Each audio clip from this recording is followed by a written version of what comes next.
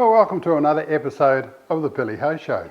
Before we get started, just going back to when I was a boy, we used to go and visit Grandma, and in Grandma's garage, she had one of these, which is a Daisy slug gun. It came from America, and it worked on air. And what you did was simply just bent it like that, and cocked it, so all this air is in here now. So when you put the slug in, it was just a little metal slug, lead slug. Put that in there, shut it up, and it's ready to fire. So you pointed it at the target and bang, she's done. So my aunt, God bless her soul, not with us anymore, but when I was staying with her at Matahina, she would get up in the morning with the cigarettes hanging out the corner of her gob with a .22 rifle and shoot rats that were in the wood pile. Bang, gotcha. And when you went to fairs, I don't know if you remember this at all, but there was a guy there with a big long metal tube, about so round, and he had slug guns, and you fired at targets down the other end of the tube. And when you've done your firing, he wound this thing up, and the target come up, and you could see where you hit it. And if you hit it in the middle, you won a prize. And I think they also use those for pea rifles at fairs as well. It's a .22, and you could shoot the targets at the end of this old tube. But I don't know if you remember that or not. But anyway, just thought I'd show you the old slug gun or BB gun. And yeah, we had a lot of fun pointing at targets, bottles, tin cans. Even this little guy here, you stuck him on a fence and try and hit him. I personally never shot at anything other that was alive. I always just shot at targets. So there you go, the old BB gun, slug gun, bang. Right, let's go and join the forestry guys. Mount Maunganui has always been suitable for shipping activities, and in 1953 they started building the wharf there. The first ship tied up to it in December 1954. In 1957 the first shipment of logs went to Japan, 150 odd tonnes. And this is the subject of our story, Mount Maunganui as a destination for export pine logs, and the many international R190s that took them there from a variety of central New Zealand forests. Thousands of pine logs are stored at the Mount, as it's commonly known in the logging industry, and hundreds turn up there every day. Our Pinus radiata trees came from California around 1860 and proved to be a very fast growing tree. And in the beginning they were just grown as shelter belts for farms. In the early 1900s the pine tree was seen as an excellent source of timber, and in the 1920s and 30s thousands of acres were planted mainly in the central North Island, and these trees would be ready for harvest in the 1950s. Before the pine plantations were ready, we were using native trees as our timber source, and after the war the old GMC was the truck that moved these trees to the mills. After the GMCs came other trucks, mainly British, but the predecessor to the popular International R190 was the International L Series, and many logging operators were using these trucks as their truck of choice. In the 1950s, they used loading areas they called skids, probably because the logs were skidded along and onto the back of the trucks. Around 1954, the R Series arrived in New Zealand and were powered by the International Red Diamond big block petrol engines, doing something like 2 or 3 miles per gallon when they were loaded. Kinleith Mill began production in 1953, having been built by New Zealand Forest Products. New Zealand Forest Products had a fleet of R190s as their logging trucks, and the familiar orange truck with the green pine logo on the door and the pole trailer on the back became a familiar sight around the central North Island. Other logging contractors soon appeared on the scene. Jim Deutsch, Mike Lambert are very famous names in this industry. The R190 was well known for having twin sticks. That's a separate gear lever for a high and low gearbox. And you hear some very fancy stories about how to operate twin sticks. Another popular truck of the time was a white, and it was very similar to the R190. In the early days, I actually worked for the Whakatane board mills, living in their logging town they called Matahina, about 20 k's south of Te Teko. That's me, fourth from the left. Now we're going to join Bob Ellis with his R190, and we're actually going to take a load of logs to the Mount. With the Jinker on the back, how many guys would have one like that today? Working trucks, probably none, unless you're a stems truck out the bush, which is a similar setup, but they cart full length logs. But as a highway truck, there'd be none. In its day, that's all you could see on the road with these things here, with a pole or a 3-axle trailer. But These days it's all short trucks with multi-bolster trailers. So yeah, the long logs are still a few getting done, but nowhere near as what they used to be. Now the poles sticking out the front. I just remember Uncle Harry saying, that with the ring, it just backed into two receivers with a hole, and you just shoved an old axle in between them to hold it all there. Yeah, well, mine sits, as you can see, in the front of the staunchions. That's what actually holds it on. You lift it up over the staunchions, and then just hook it up, and you go from there. But back in the day, you just used an axle. Just whatever you can find, just pop it in. Right. Because once the load's on, there's actually not much weight on that, or if any, on the pole itself. It's the load that holds it together. Sure. I'm just noticing your artillery wheels. Do you enjoy those? Are they easy to do? Well, I mean, in the day, that's all I had. I mean, these days we've got 10-stud aluminium wheels, most of them. What's powering it? In this truck, we have a 671 Detroit diesel, approximately 240 horsepower. That was quite big back in 1965. Well, yeah, I can remember when I was a kid in Tamaroo going for a ride with the late Barry Towler and one of Bob Deadman's trucks in 1964, and that had a 670 on it. It was a big truck in the day, huge truck. Oh, we were at the beginning of the forestry road. Now, there's a story with these. So you've got with trucks coming, trucks going. You have to be aware. It's pretty narrow. Yeah, well, it's only sort of virtually one way, and you always got to keep in radio contact just in case anybody else is coming out the other way. But yeah, a lot of the forestry roads like that these days. So you can talk to the bush gang from way out in the road. Yep. Yeah, no, we can't. Yeah, the radio's pretty good like that. What about the dust? Does that get to you? In this particular truck it does, but in my working truck now we just close the windows, put the air conditioning on, which is pretty good, but you get used to it. Uncle Harry was saying that when he came home, must have been about 40k out from Minganui, and his wife could hear him, so she said, here he comes, I'll put the tea on. Yeah, well, the Detroits did have a bit of a reputation in the day of being quite noisy, and they still are, but brilliant engine, absolutely brilliant engine. Now, we're right here, folks, at the logging gang, and this is where we're going to pick our load up to take to Mount Maunganui. And Bob, there's a system, there's a queue system. Like if you turn up, that's where you are in the queue.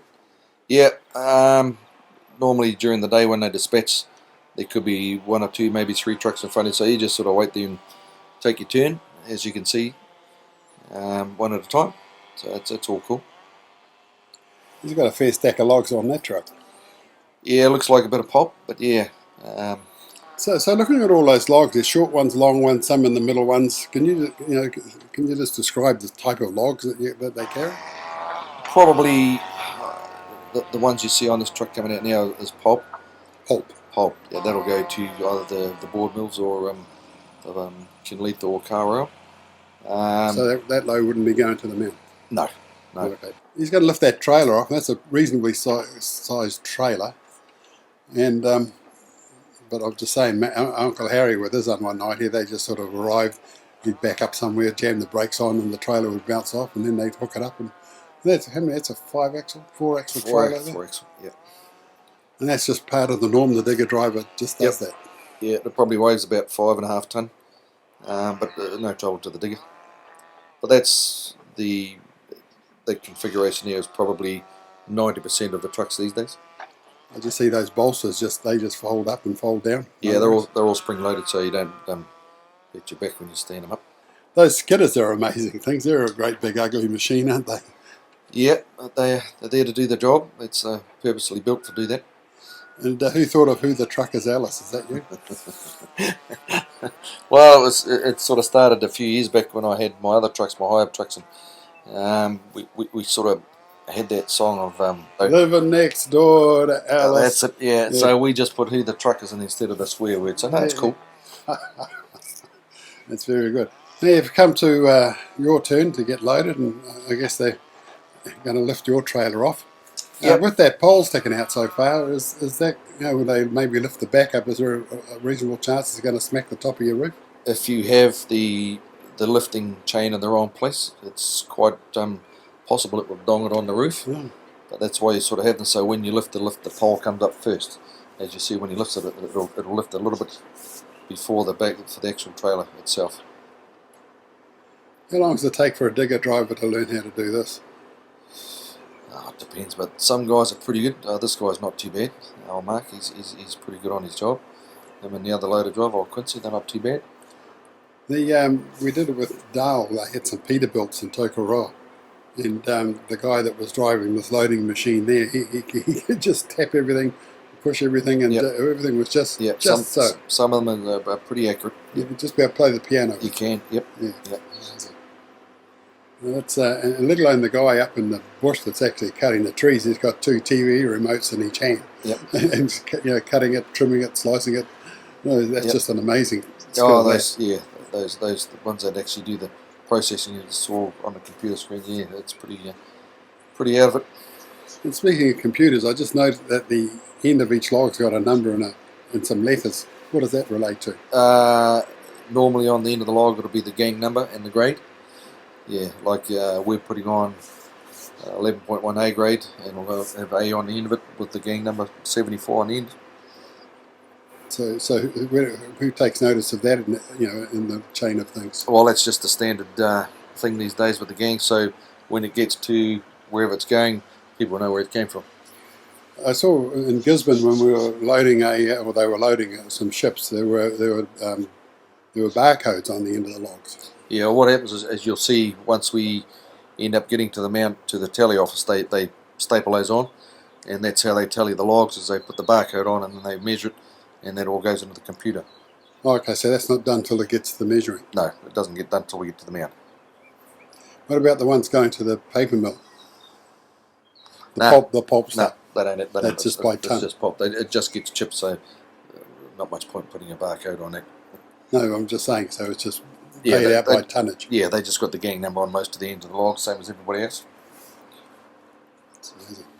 Is there a rule about where you can stand?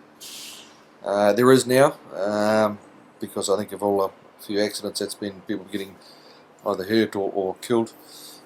There is a new rule now where you can only stand at the cab of the truck or in it, or 6 metres away from it, or if you're in radio contact, probably a little bit closer, but that's the rule at this stage. I noticed when we were at Gisborne and they were loading the boat that the trucks that were bringing the loads around to be taken off the boat and put on the ship, those guys got out of their cabs and actually had to walk away from the truck. Okay, well, maybe that's a rule down here, but when we go to the mount, we're still allowed to stay in the truck, which is When you're loading it, the first log, is that important in terms of weight distribution or how you get the rest of the loads going to sit? Well, it is.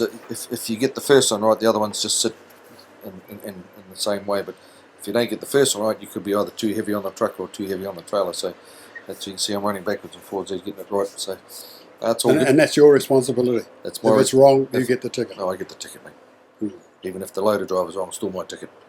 Tell me about isn't it supposed to work backwards?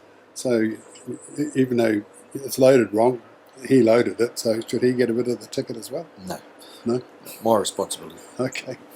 Yeah. So you can't buck shove anything? No, the buck stops with me. I loaded it, my responsibility. Your truck. Yeah. And that's all important, I guess, yeah. So how many logs are you going to put on today? Well, just speaking to Mark, he reckons the Baileys are taking between 15 and 17, so we'll probably go to the lower end of 15. It's probably going to be a little bit light, but I don't really want to kill the old girl off. No, and that's what we're here for, folks. We're just here to show the old R190 at work. And it's good that actually there's one capable of going out on the road and carting a load from the bush gang out to the mountain. There wouldn't be too many who could do this, would there? I know Dave's 200. He still does a bit of transporting with it. He still works it every now and again.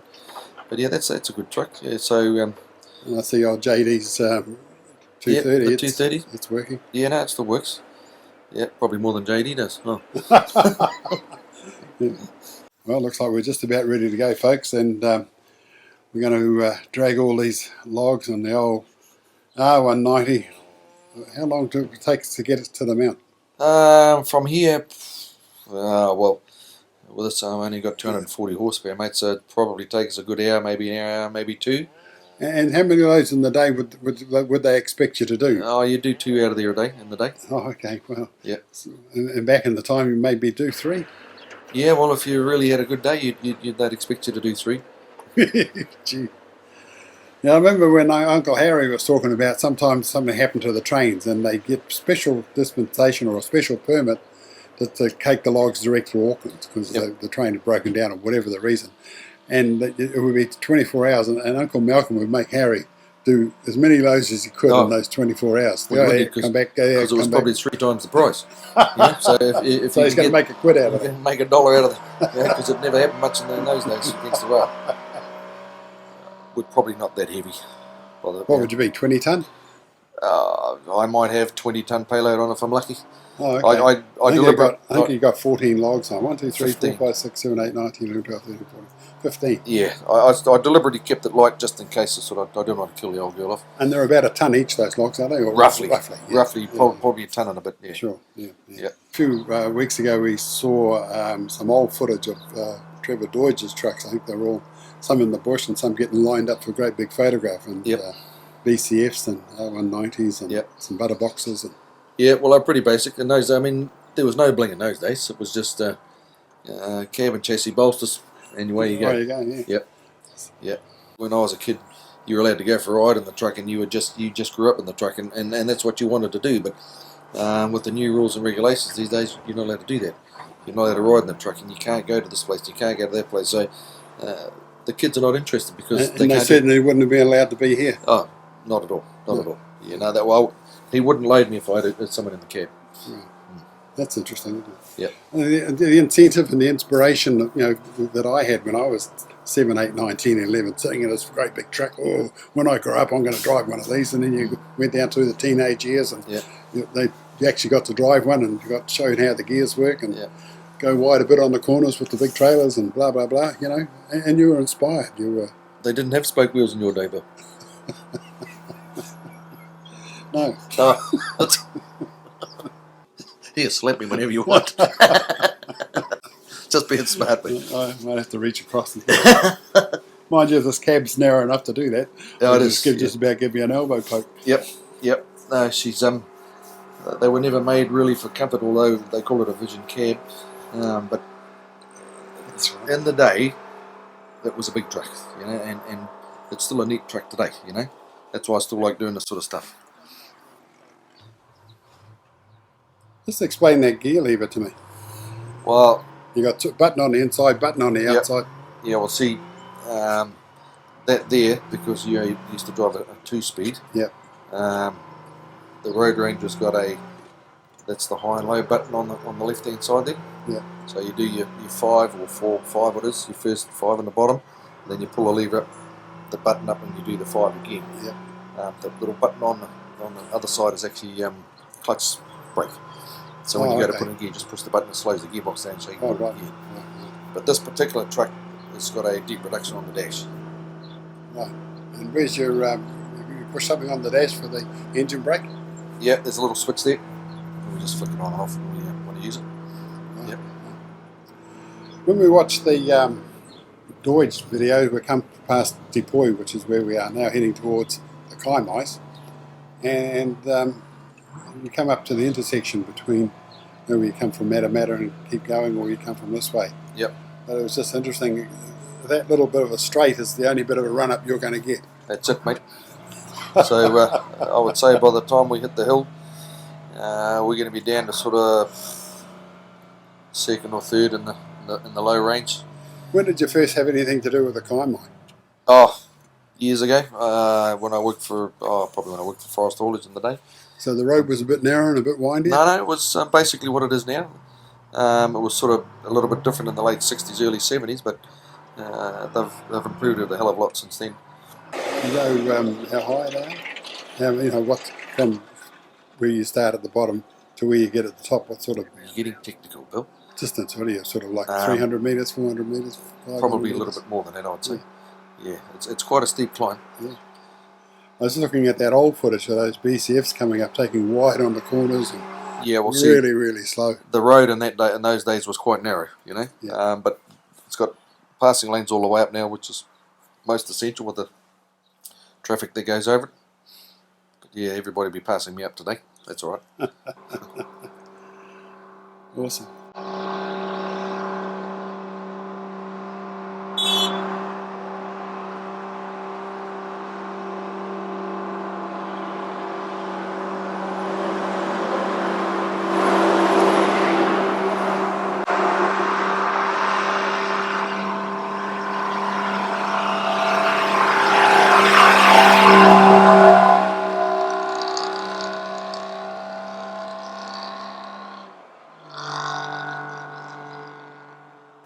What I've got here is a copy of Talking Trucks. This is a book I wrote a couple of years ago, and it's the history of New Zealand trucking.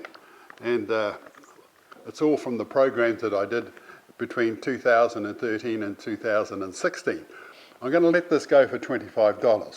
So it's a special. Christmas is coming up. So if you'd like your copy, there's my phone number, 027 277 0717. Just send me a text or email me, billhohepper@extra.co.nz to get your copy. $25 and the history of New Zealand trucks. My 2021 truck calendar is now available, and here it is. It's a picture on the back of all the trucks that are on for each month, and the one on the front is a Lodestar Austin, I think 1950 or 1951. But these are available at Wickles, Paper Plus, and a variety of independent print stores or bookstores. So that's that one. And my wife Linda, she also does a calendar, so if you're into gardening or your wife's into gardening or you know somebody into gardening, this is a great calendar for that. And if you look at one of the pages here, I'll just show you. She's also got a colour-coded area which tells you what the best time is to plant. A bit like my Maori fishing do, good, bad fishing. This is the same, good, bad planting, so it's all there. And this is also available at Wickles, Paper Plus, and a variety of independent bookstores. If you can't find one, we do have one or two copies here. So you can just email me, billhohepper@extra.co.nz, and we'll organise to get you one if they've run out. So anyway, Wickles, Paper Plus, or a variety of bookstores around the country. So there you go. Yep, we're off to the wharf. And you're just one of hundreds. Oh, one of hundreds, mate. There's just trucks coming in out of there all day and all night. Yep, just about 7 days a week. So they go 24 hours, that Yep. collection of Yes. log place. Yep, they do. Has it got a name? We're actually going to the tele office. They call works under C3, which is probably the main tele office at the wharf at the moment. Right. Yeah, there we are. Now just explain to us what's happening here, Bob. Well, what happens is I take my docket into the office, and then they give you those barcode tickets you're talking about. Yes, yep. They give you those, and they staple them onto the small end of the log. So, Right. so they put a rail over or something across Yeah. the back. Well, they can do, but I knew they were doing that at Gisborne. I mean, Yeah. you go forward, they drop this little sort of like a gangway, and the guy walks out and stapled all the. yeah, well, they do that here too, but they can get on the back of my truck, so they just do that one, then they just get on the back and do the other ones. But they're all small end that they put them on. So how many gangs are working in here? 3, 4.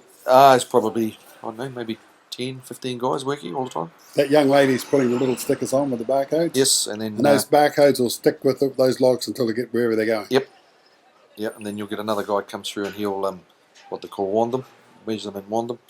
And that's see there, you'll see the guy there with his ruler. He'll go in there and measure them. How long does this take? Like 15, 20 minutes? Well, it depends how many logs you got on most of the time, Bill. But with a milo there, probably 10 minutes. Yeah, right.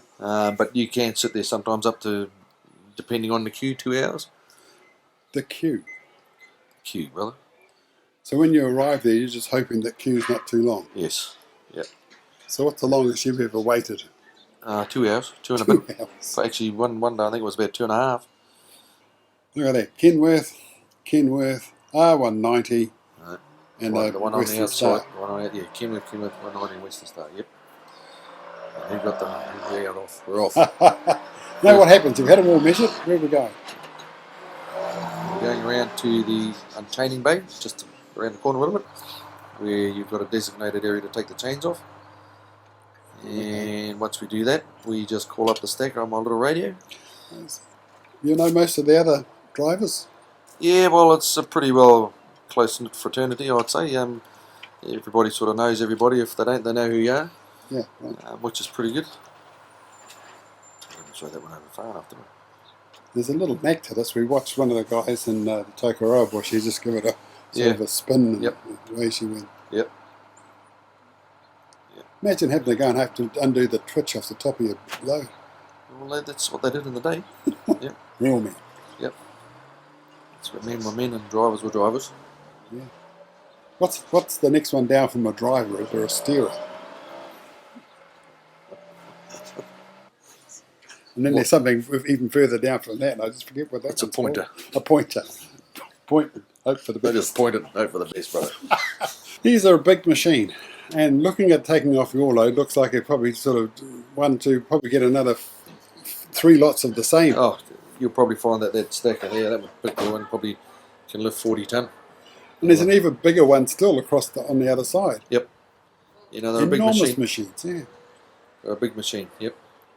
How long have they been around? Well, actually, they've still got some on the wharf there that are sort of late 60s, early 70s. Oh, okay. Yeah, so they don't really wear out that quick. Uncle Harry getting this 100-foot log loaded with something similar, except this is 1960. Yeah. You know, and it's in the bush, but it was a big machine for its time, and it's putting on the 100-footer log that they put on the guy. Yep. Look at the logs. I mean, it must be millions. No, there is. Yeah, no, there's a lot of logs there, mate. And that's the wharf's. The wharf's half empty.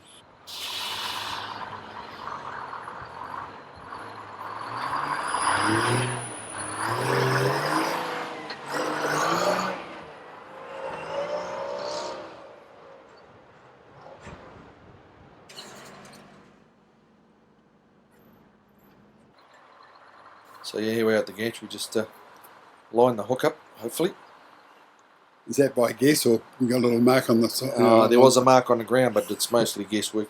You'll probably find when I go to back up, it'll be about 3 or 4 goes before I actually get it on there. I just noticed there's a couple of funny-looking sticks lying about. What are they for? Well, when not so much on mine, but you'll notice on the other trailers that when the hook brings the chain down, they just put the bit of wood up, and instead of having to get up and throw it off by hand, they just put the bit of wood up and flick it off the hook. Oh, Yeah. okay. Bit of Kiwi ingenuity there, brother. That's fast running out. Yeah, it is like the number 8 wire. As I say, over the 4 years we've been doing this show, the things you did back in the day, you certainly can't do today. And I think the good old Kiwi can do is becoming the good old Kiwi can't do. Yes, yeah. Because you need this form, you need that form, you need this, that, and the other. Yeah, we're certainly getting over-regulated in the industry, right? There's no doubt about that. Yeah. Do you think the people who make all these rules who are in Wellington have ever actually been out and, done this? Do you really want me to answer that? Yeah, I do. Probably not. No. As I say, because the trailer's on that angle now, it's a little bit hard to guess, but we'll turn it around, it'll go on. We'll sort it. There's no stress. So you got somebody there giving you hell. There's that stick. Look, there's the stick we were talking about. Just a piece of bloody manuka or something, isn't it? Pumba's there. Pumba's there giving us a hand. He's a good guy. Well, there you go, folks. End of a challenging day on the old R190. And if you had an R190, we hope you enjoyed this and it brought back a few memories. A man called Paul McNay has a restored Forest Products R190, and he takes it on truck runs here and there. But we did film him a few years ago going through his gears, and he's doing it without a clutch. So watch this, absolutely amazing.